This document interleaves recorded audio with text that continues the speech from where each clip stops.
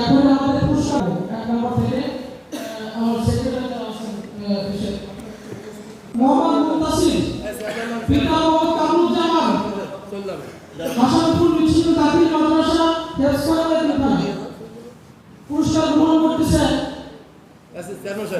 আমাদের চেয়ারম্যান সাহেবের কাছ থেকে হুমায়ুন কবির পুরস্কারের কাছ থেকে পুরস্কার গ্রহণ করতেছে।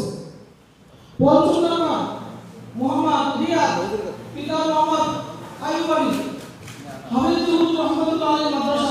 সপ্তম পুরস্কার গ্রহণ করছে মোহাম্মদ মাহদি হাসান পিতা মোহাম্মদ মিজানুর রহমান শামসুল উলুম সাজিয়া মাদ্রাসা।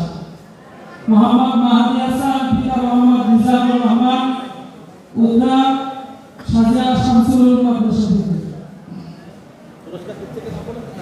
পুরস্কার দিচ্ছেন মাওলানা আবুল আইন সাহেব।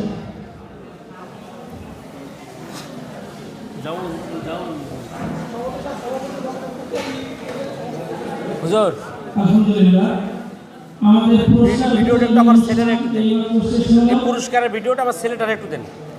এই পর্যায়ে